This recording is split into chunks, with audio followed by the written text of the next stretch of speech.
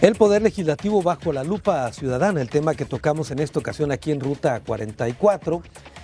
Bueno, estamos tratando de analizar el Poder Legislativo como tal, la actual legislatura y también echar una mirada a lo que fueron las anteriores legislaturas, que ya decíamos hace un momento que fueron, al menos yo lo dije, un desastre. Alejandro Cárdenas del Parlamento de Colonias, en la práctica, ustedes como Parlamento, ¿qué nos puedes contar de cómo les ha ido con el Congreso? Bueno, mira, con el Congreso hemos impulsado algunas iniciativas que finalmente terminan siendo rasuradas totalmente, ¿no? O sea, no atienden todas las posiciones desde la ciudadanía, desde las necesidades de la ciudadanía, por un lado. Pero por otro lado hemos promovido juicios políticos en contra de funcionarios que han actuado mal o que consideramos que actuaron mal en sus funciones.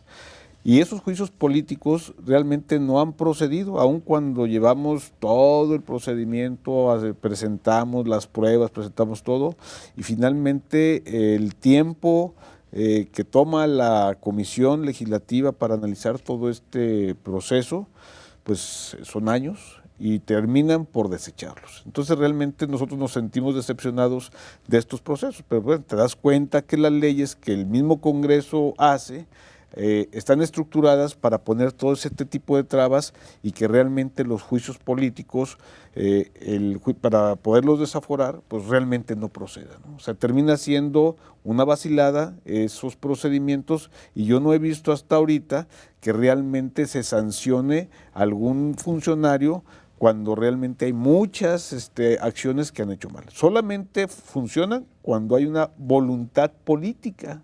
Entonces, o interés político, o que de plano al funcionario que sancionen pues ya no les es útil en el sistema. A ver, deja de tenerme en el tema de esto de las iniciativas que han presentado como Parlamento de Colonias, que las han desechado o por lo menos ignorado, Alejandro. ¿Eso significa que los diputados se abrogan ellos el derecho de solamente ellos hacer iniciativas? Es un derecho que tienen constitucional. Bueno, los ciudadanos lo único que hacemos es tratar de impulsar alguna situación. Pero hay una ley que contempla eso, presentar iniciativas, a eso me refería. Sí, claro, sí. Bueno, la ley de participación ciudadana es la que nos permitiría presentar iniciativas como ciudadanos a través de los mecanismos establecidos ahí. Pero finalmente nosotros lo que hemos utilizado es a través de los mismos diputados hacer todo el estudio, presentarles el estudio y que sean los diputados los que impulsen estas iniciativas. Podrá ser un diputado o varios diputados o alguna comisión la que impulse estas iniciativas. En esas iniciativas que hemos planteado, que realmente las ha tomado un diputado, luego las llevan a las comisiones, el pleno, y luego las rasuran, o sea, prácticamente salen rasuradas, como lo que está pasando ahorita con la ley de convivencia, ¿no? Que finalmente terminó siendo un contrato privado ante un notario, ¿no? O sea, a mí se me hace una burla para esas personas, claro, ¿no? O sea, muy bien. Andrés Valdés, ante la situación que estamos planteando aquí en el programa, ¿no sería necesario buscar mecanismos, estructuras, fórmulas para no dejarle a que fuera simple criterio los diputados respetar, por ejemplo, la ley, los asuntos financieros, etcétera? Claro, y creo yo generar también incentivos para una mayor participación ciudadana, porque sí hay una ley de participación ciudadana, pero los requisitos que se piden son muy altos y finalmente es difícil cumplirlos por parte de grupos sociales. Creo yo que un incentivo muy importante también puede ser para la profesionalización del Poder Legislativo, tiene que ver con la reelección, el principio de la reelección, de tal forma que el puesto no se lo deban al partido o a los jefes políticos, sino que se lo deban a la ciudadanía, de tal forma que el diputado tenga que regresar a su distrito y volver a pedir el voto de los ciudadanos, y el ciudadano puede evaluar su desempeño. Finalmente, si ha hecho un trabajo loable, positivo, puede recibir el voto a favor y si no, el castigo. Creo que eso pudiera ayudar.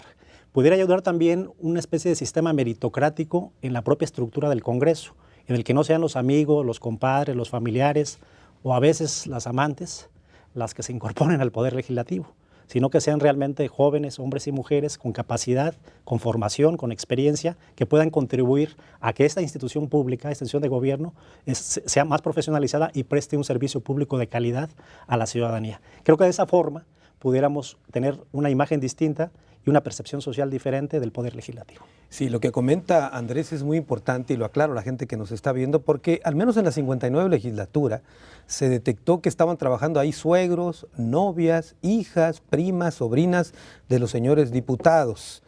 Incluso en alguna ocasión un servidor llegué a escribir que había 159 hermanos en el Congreso. Imagínense nada más. Pero a ver, Andrés, esta situación es una parte. pero digamos candados estructurales de la ley orgánica se pueden buscar también para evitar, digamos, la discrecionalidad en el manejo de recursos. Claro, o sea, sí existe leyes, tenemos que ver con transparencia, con rendición de cuentas, pero el problema no solo en Jalisco, sino a nivel nacional, no tiene que ver con las leyes, sino el cumplimiento de las leyes. La voluntad para cumplir. La voluntad política que señalaba aquí el señor, y que finalmente los políticos han sido muy creativos para darle vuelta a la ley y finalmente llevar la cuestión a su objetivo y a su interés. Ahí sí ha habido imaginación. Ha habido imaginación, ha habido creatividad, ha habido empeño en buscar caminos alternativos que finalmente violenten esa misma ley o ese principio de ley. Alberto Vallardo, hace un momento hablábamos fuera del aire también que tienes ya varios años, digamos, revisando la actuación del Congreso. La 58, la 59 legislatura, la 60. ¿Cómo las ves, las tres? Pues mal. De hecho, empezamos a hacer este trabajo de observación justamente con la legislatura 58, todo a raíz de la forma como se eligió al actual ombudsman. Es decir, porque pues, en esa ocasión se cerraron las puertas del legislativo, de lo que para mí pues, fue una aberración. Es decir, ¿cómo es posible que para elegir al defensor del pueblo de Jalisco se cierran las casas de la casa del pueblo de Jalisco, que Cerraron es el Congreso? las puertas. Cerraron las puertas. Como si fuera, digamos, un palenque. Sí, Cierren sí. las puertas. Sí, cierren las puertas, señores. Ya empezó ahí todo el asunto, pero decía, a partir de ahí yo me di cuenta pues que había algo mal ahí, o sea, algo que no estaba funcionando. Y que bueno, finalmente lo que nos encontramos al empezar a revisar todo esto es justamente que en sí actualmente el Congreso está diseñado primero para que se generen iniciativas de ley que prácticamente no tienen ningún beneficio público. De entrada, a nosotros nos resultó muy grave cuando hicimos ese análisis, hicimos un diagnóstico estratégico y nos encontramos con esa situación. Ya a partir de ahí dijimos, bueno, ¿qué es lo que está generando esto? Entonces, sí, como decía el doctor Andrés, pues hay un problema de que no hay profesionalización en el servicio interno, así, pero no solo de quienes atienden directamente a los diputados, sino incluso quienes forman los órganos técnicos de las comisiones legislativas, que de hecho las comisiones legislativas son donde se resuelve lo más importante del Congreso. Ahí es donde se decide si una iniciativa pasa o no pasa. Ahí es donde se acuerdan incluso temas como los juicios políticos, y ahí es donde no encontramos profesionalización. De hecho, tenemos también muchísima opacidad. Quisimos nosotros evaluar los perfiles de quienes están prestando este servicio y no lo conseguimos, no conocemos los currículums. A ver, Alberto, se habla de ser profesional en los equipos de los diputados, pero yo te preguntaría, ¿los diputados como tales dan el perfil para estar ahí? Mira, también ese análisis lo hicimos. Ahí hay una cuestión. Nosotros lo que nos planteamos es que, es decir, al ser un puesto de elección popular, pues ahí no se puede exigir tanta profesionalización. Decir, no, pero sí, por lo menos responsabilidad de los partidos que postulan a alguien, ¿no? Eso sí, y sobre todo, aunque sí lo que decíamos, a lo mejor a nivel de los distritos es muy difícil. Los diputados uninominales es muy difícil que sean digamos, profesionistas, porque, bueno, es un puesto de elección popular y es una prerrogativa de ley, votar y, y votar. Y además, pues hay liderazgos que no necesariamente pasaron por la universidad, pero en el caso de los plurinominales, ahí sí hay responsabilidad de los partidos, y ahí sí es donde nosotros esperaríamos pues que se estuviera postulando a personas con más estudios, con mayor experiencia, etcétera, para poder hacer una labor más profesional. Bueno, te voy a dejar ahí con una duda que tengo. Vamos a ir a una pausa, pero cuando yo hablaba de la responsabilidad de los partidos, hablaba no necesariamente de capacidad profesional e intelectual, sino por lo menos honestidad. Una pausa y regresamos con más.